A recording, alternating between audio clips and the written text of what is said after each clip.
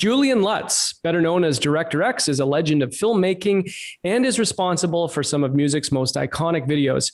He's directed the videos for many of the world's top artists, musicians, and hip-hop legends, including Kanye West, Drake, Kendrick Lamar, Rihanna, Jay-Z, Justin Bieber, Usher, and many, many more. His work has been recognized by MTV, MuchMusic, BET, and the Grammys with numerous nominations and awards. Julian has also entered the world of feature films, directing movies such as Across the Line, Center Stage, On Point, and Superfly. Great soundtrack. A true creative and someone I'm really looking forward to having a discussion with about his life, his work, his creative process, and a lot more. Julian, welcome to the Run GPG podcast. Hey, thanks for having me. Thanks for joining us today. Really looking forward to hearing where it all started for you, your influences, and as mentioned, your creative process, and hopefully we'll be able to break down some advice for young, ambitious creatives out there tuning in today for the first time. I know you have a lot of fans. So first of all, can you take us back and give us a little of the journey to becoming Director X and the legendary filmmaker that we see today? So first question, who is Julien Lutz? Where are you from and where did you grow up? I am Julien Christian Lutz, PKA Director X, and I'm from Toronto. Grew up in Brampton. For one half of my life, moved downtown for another half, or another chunk of my life, moved to Brooklyn for another chunk of my life. You know what I mean? So those I think are the three places that probably have the most influence on me.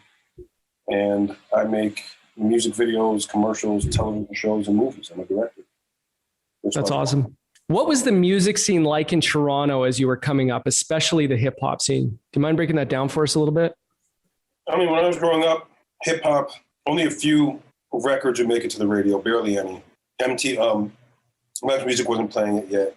There was no Rap City at that time.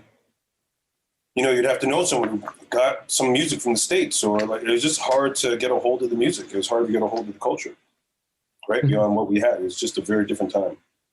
Who were your biggest influences, both visually and musically back then? Can you think of some? I don't know, influence is the right word. I liked Run DMC. I liked LL Cool J. You know what I'm saying? But I wasn't, I don't make music, so that's not really a thing. You know what I'm saying? Mm-hmm. And then visually, I wasn't even looking at becoming a director. I was in the comic books back then. And you ended up as an intern at MuchMusic, right? Yeah. Yeah. How did that happen? I was reading poetry. I was doing poetry stuff around the town. And one day they did a poetry episode on Rap City.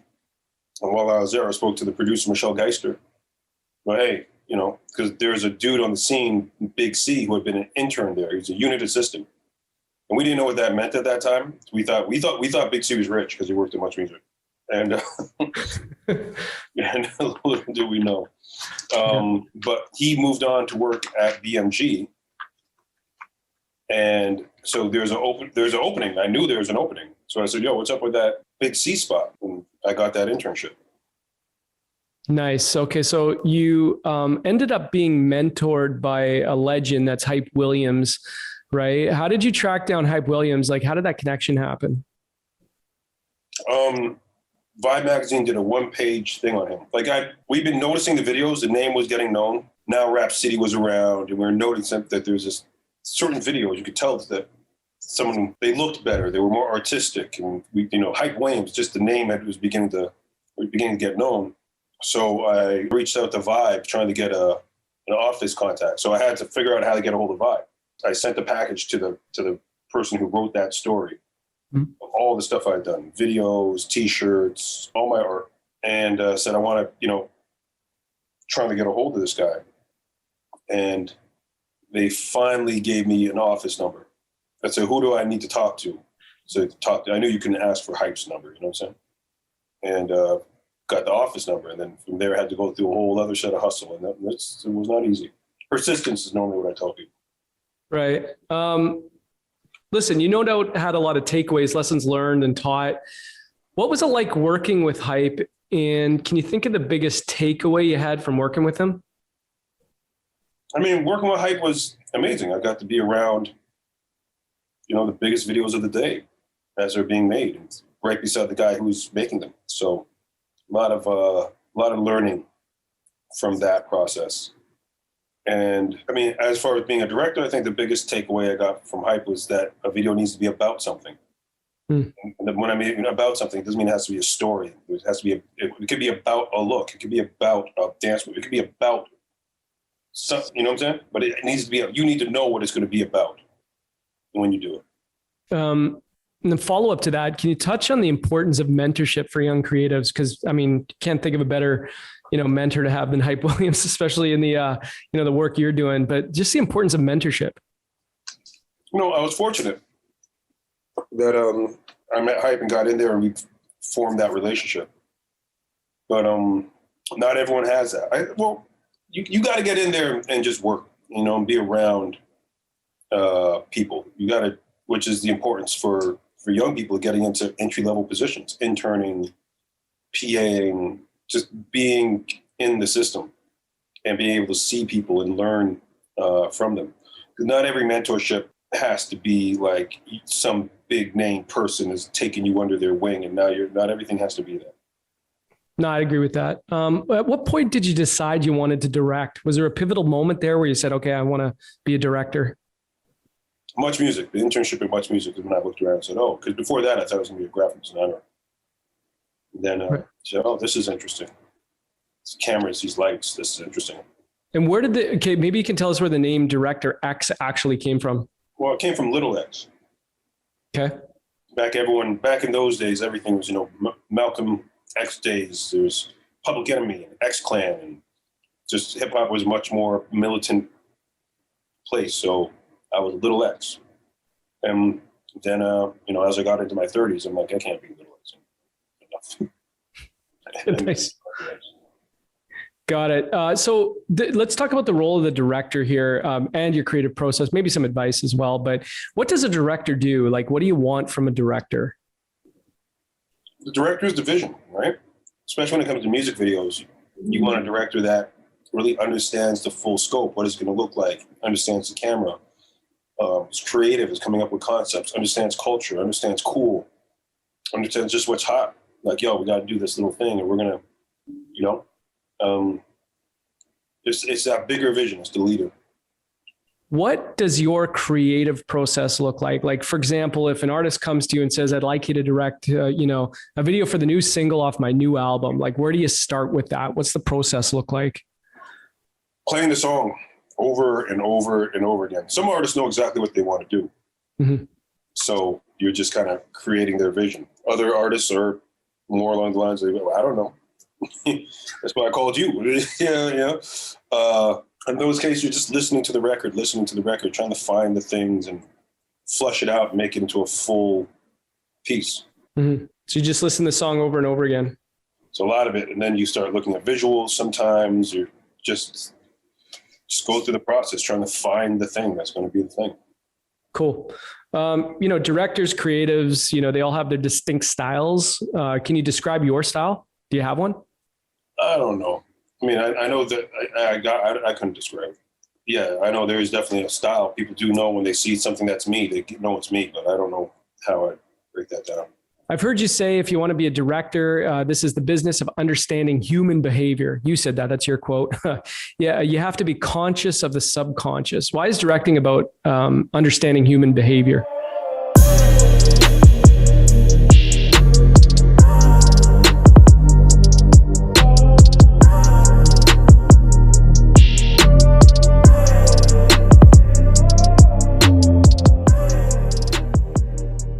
Why is directing about understanding human behavior? Well, look, at some point, you're going to, especially when you start getting into narrative storytelling, you have to understand how people behave. You're telling a deeper story about what attracts people to one another, how they just, you need to really get these things and study these things so that when you shape a story, you can shape it with those subtle nuances. So it resonates on a deeper level. That goes across the board. Dancing, friendship, romance, anger, these raw emotions that people have, you need to really study that, right? And watch the world so then you can shape different characters, different scenarios, tell different stories, truthfully, in a way that people say, oh, this speaks to me. Mm-hmm. Yeah, interesting. Okay, now let's talk about your work for a second here. You've worked with some of the most iconic musicians, hip hop legends, pop stars, contemporary artists of the last decade that we mentioned in the intro there. So I want to get your perspective on what it was like working with a few of them, if that's okay with you. First of all, I got to ask you about my guy. I reference this guy in almost every podcast, which is Kanye West. What was it like working with him? Kanye is a character, man. Back then, that was a different kind of Kanye, but still the same kind of passion, same kind of drive. You know, the video I shot with him, he funded himself. It wasn't even the label. He was signed to Rockefeller at the time. He wanted to do it, so he did it. You know, he's always been that kind of guy. Drake? Drake is another one. Really smart, really a student of the game, charming, good dude, but very creative. And again, student of the game. Like it's not a fluke. He's not kind of sort of like, he is dedicated to the music and the video, everything that goes with that. He is dedicated to it. You worked with him very early on. Did you see him becoming like the superstar, mega star he is? Did you see that? I don't know if we could this, having beating the Beatles, more hits than the Beatles. No, who the f*** predict that? He can't even predict that. Yeah. Canadian icon, one of the most prolific artists of the last 10 years for sure. Kendrick Lamar. Cool guy, man. Another one, just does work. It was what was more interesting working with Kendrick was being in Compton at that time and seeing the neighborhood and seeing his world. You know what I'm saying? Seeing the world he's from. That was an interesting thing to see. Which video was that? King Kunta. Okay, yeah. Rihanna. I remember I did Rihanna's very first video, and I did work. So seeing her grow up into, this prankster little girl to, very regal kind of woman, it's impressive to see that growth. Jay-Z. Really smart, really cool, legitimately cool guy. Another one that I've seen grow into who he is. Was there a music video that changed your life, either one you were involved in or one you weren't? Is there one that was there a key moment, a video, any video? I mean, in my career, the key music video was Redman, I'll Be That. That's the one that really, I'd say, changed everything. There's different ones along the way. Redman, I'll Be That was what started my career. Donald Jones, Where I Want to Be, kind of put me in a different realm, right? Sean Paul, Give Me the Light, changed everything. Not just, I think that one changed the world more so than it changed my career. It was just, how Sean Paul became Sean Paul, brought reggae music back to the forefront. Usher, You Got It Bad was a big moment. Of course, Hotline Bling was crazy. That was really something to see a music video get that kind of worldwide acclaim and attention. It was like, oh, wow. The only thing to do it like that has really been This Is America. But now that's in the world, that's in the culture, that a music video can be so impactful that people, Mm-hmm. I forgot to ask you about one other Canadian here, Justin Bieber. What was it like working with him? What do you bring to the set? I like Justin, man. He's really talented. Especially now, he's very polite and calm and there to work, good to everybody. And when he was younger, he was, he's always, in my opinion, a good kid. For whatever reason, people didn't treat Justin right, especially when he was really young. You know what I'm saying? Mm-hmm. They didn't treat him as the genius he is. And if you call him a genius now, there's still people who are trying to argue with you about it. But singing like that, playing that many instruments from that young age, you're a genius. You don't get to argue that. The kid was 15, a teenager, and there'd be like big celebrities calling him a piece of shit on TV. Like, it was really a up way to treat a kid. And then no one ever pushed back. Like, yo, you're talking about a kid, right? It was crazy. Yeah. I met Justin a few years ago in Miami, actually. Nice guy. Super nice guy. Good Canadian kid. Yep. The time in Atlanta really gave him a whole other flavor, but he's a good kid, man. Yeah. Okay, here we'll wrap up this with the question. What advice would you have for a young creative looking to make their mark like you?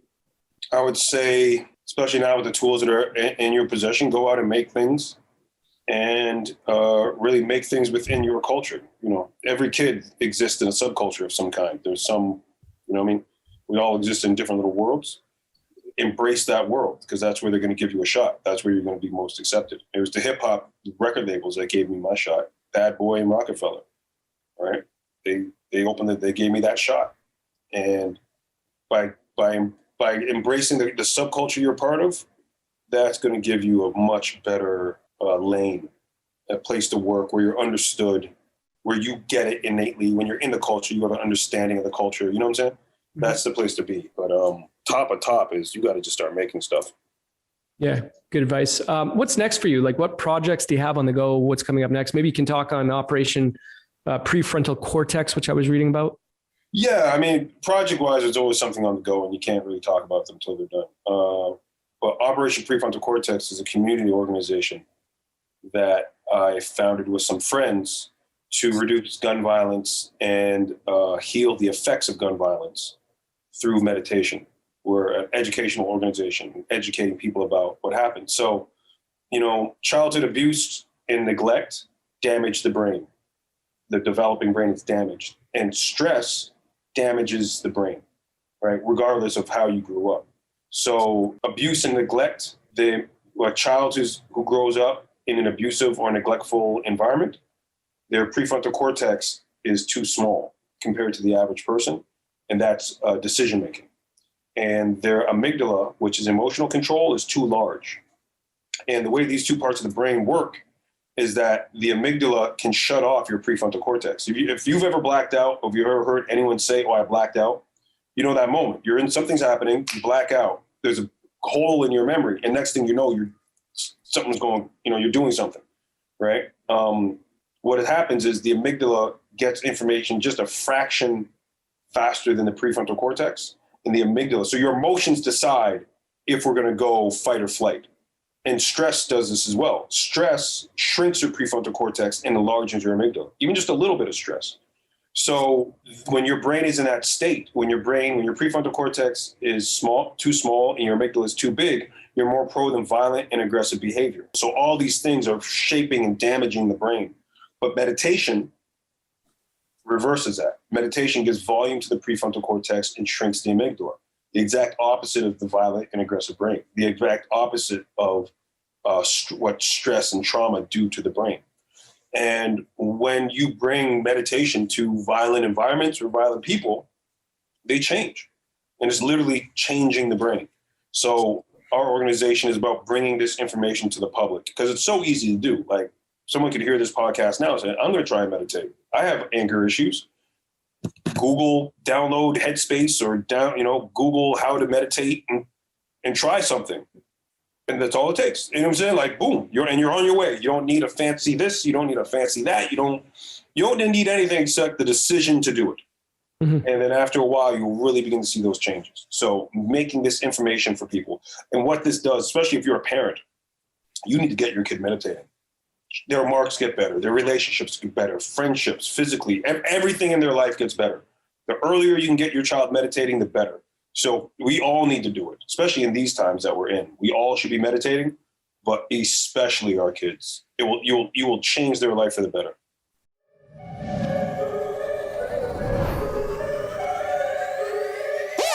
Are you a new real estate agent or thinking about getting a real estate license? If so, you're going to want to ask about the Greater Property Group's Agent Scholarship Program. Why pay for the cost of the course yourself when the Greater Property Group will subsidize the cost for you? Make sure you reach out and get all the details on the Greater Property Group's Agent Scholarship Program.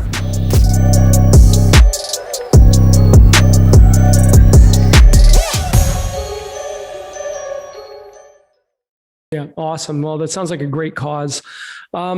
Here's a question. What do you do to keep your creative juices flowing day to day, week to week? I just always am devouring other art, other things to look at. You know what I'm saying? I meditate every day, get outside and walk every day. I take a bunch of herbs that are good for the brain. You know what I'm saying? Mm-hmm. NAC is my new favorite one. NAC. Google that one. Yeah, Google that one. What's NAC? Some 9-methyl-acetylbutadiene that makes a gooka in your body and brain and body. And yeah. NAC. I thought you ever, and I was watching Joe Rogan and he was talking to a guy about NAD. Yeah. Which is another like vitamin B thing that really, and the guy's like, oh, it keeps you young and da da da. But it's hard to find. You always got to order it. And I was in a health food store and I saw NAC on the shelf.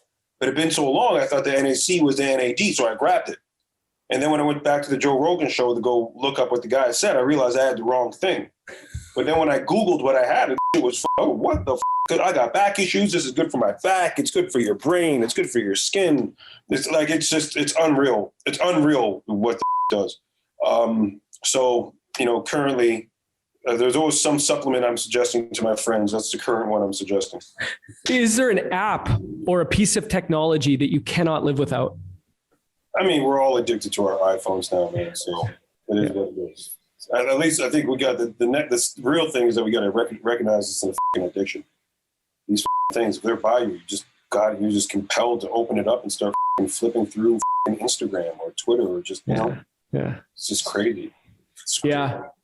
Well, it's so stupid. I've been spending so much damn time on Clubhouse too, which is ridiculous. It's like that app is just insane.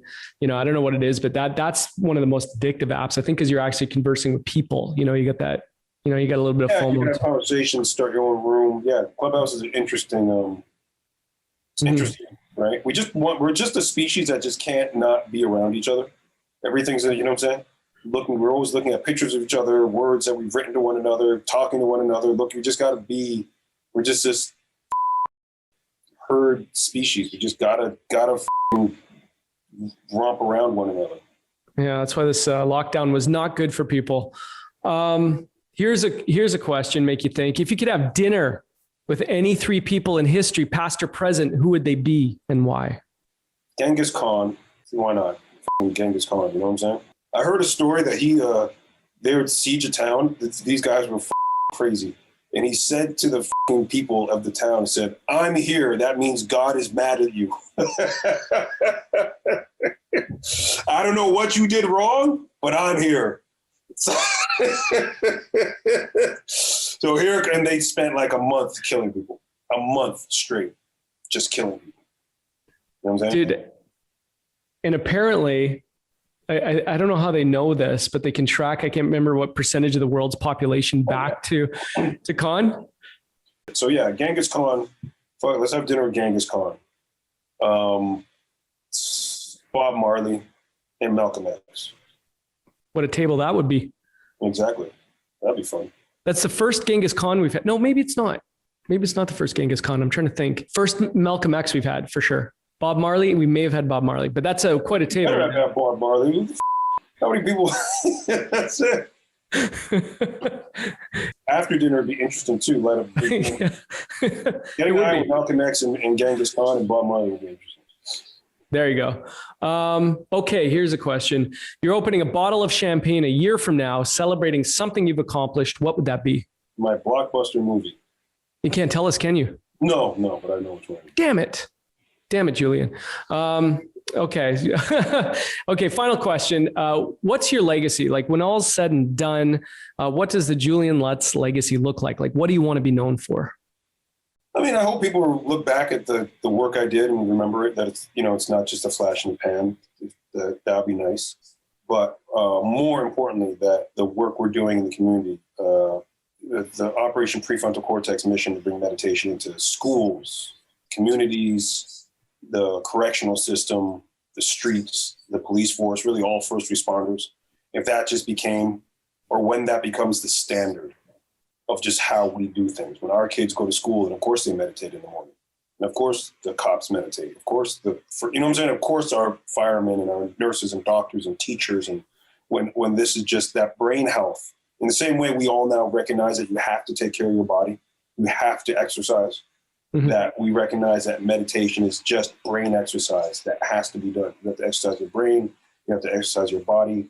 And when we have that happening, when the majority of the world, or when the whole world, when they get up in the morning, take some time to close their eyes and exercise their brain to meditate, and whatever meditative practice you have, but to exercise your brain in the same way you exercise your body. Because, another highlight, exercise and meditation together can reverse trauma. They're both good for the prefrontal cortex. So when the world is doing that, that will be a much better world. And if people can remember me as being part of that, well, that'll be an honor. Awesome. Love it. Where do you want the people to find you, go follow you, find out about Prefrontal Cortex? We'll put it all in the show notes. Our website is op-pfc.com. Okay. And my Instagram is DirectorX. Thank you, brother. Take the rest of the day off. Thanks, brother. All right. Peace. Thank you.